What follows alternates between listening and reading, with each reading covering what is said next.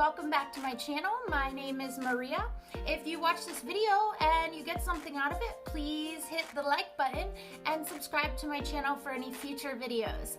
So today we're going to be getting into an awesome topic. Today we are going to be talking about loving yourself after narcissistic abuse. So let me start off by encouraging you a little bit.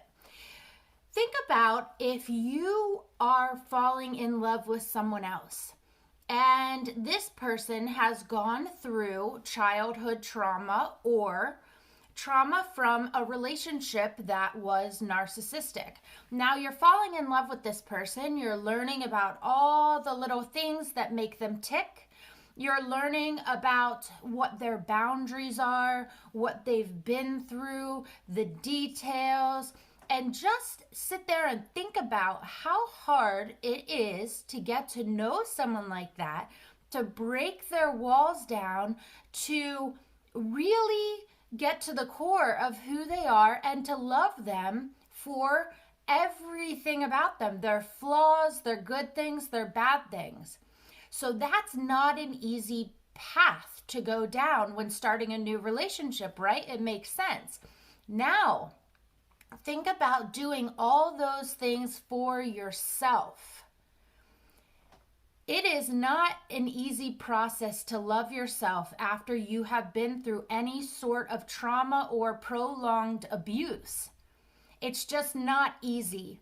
So I want to encourage you today to take your time, be compassionate with yourself. You may not even know what loving yourself looks like. So that's why I'm here today. I want to show you a few steps to get the ball rolling so that you are able to learn to love yourself, which will be the most valuable lesson you will ever learn in your life. So be compassionate with yourself. All right, so I'm going to get into 5 different things I feel would help you to start the process of loving yourself. Excuse me if I look down, I'm going to be looking at my notes for you. Okay, so number 1, create boundaries. If you don't know what boundaries are, think about it like this. Are you a people pleaser? Do you find yourself saying yes to things that you don't really want to do, or maybe you don't have time to do them, but you feel bad saying no?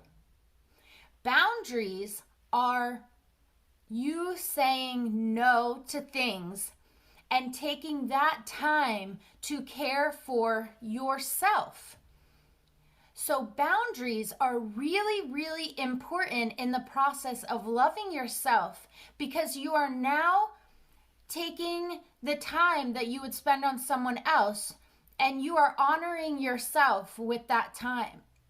This correlates with loving yourself, respecting yourself, and creating some boundaries for what you can handle and what you can't at this present time.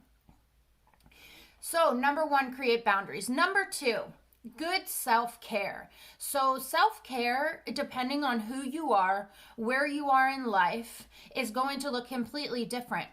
Self-care could look like exercising, walking in the park. It could look like putting a blanket down in the park and laying in the sun.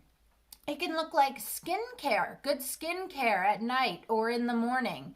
It could look like buying yourself a new outfit, putting makeup on in the morning, wearing perfume for no reason. Now, if we're going to look at the real, honest, nitty-gritty truth here, a lot of people are coming out of this trauma and are extremely depressed. Self-care can look like taking a shower. It can look like getting up 15 minutes earlier to stretch in the morning. It could look like reading 2 pages in a book before you go to bed. Self-care is anything you take time to put into yourself, something that's going to make you happy. So that's number 2, self-care. Number 3, being mindful and present. I enjoy nature, so to be mindful when I am walking or when I'm outside, I appreciate the feeling that the sun feels on my skin.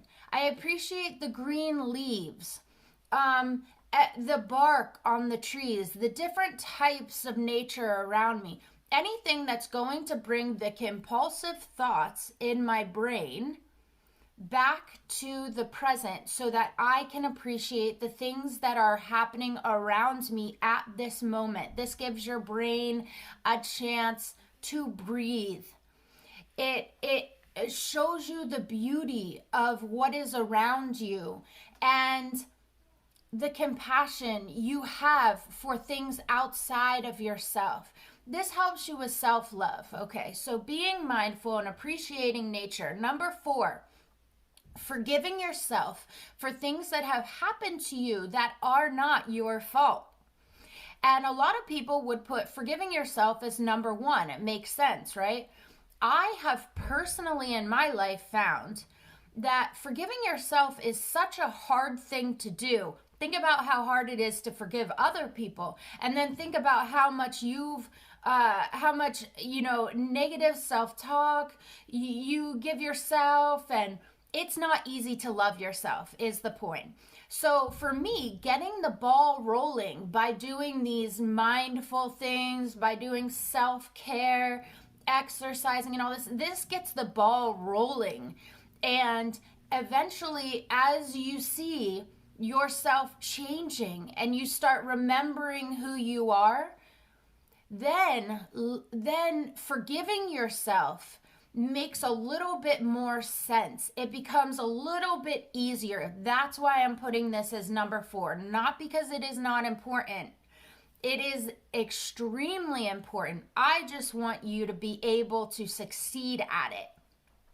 And number 5, bring the right people into your life. This correlates with number 1 on setting boundaries. If there are people in your life that are not good influences, it might be a good idea to disassociate with these types of people. When you're in the process of loving who you are, remember, you're putting yourself first. So because you might be a people pleaser, you might feel bad about cutting certain people out of your life, but this is necessary. Let me tell you, this is necessary. When we are changing our thought process, when we are reprogramming our subconscious mind, we need to be putting ourselves first, and our habits need to change. So eliminating people that are not beneficial to you in your life is crucial.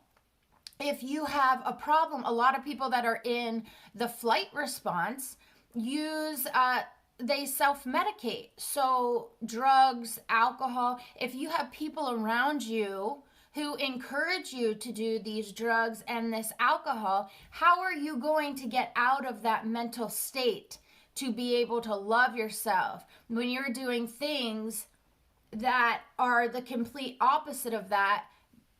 And a lot of it has to do with the people that you're hanging out with. So we might need to create some serious boundaries here with the types of people that we allow into our lives so that we give ourselves a chance to love ourselves, right?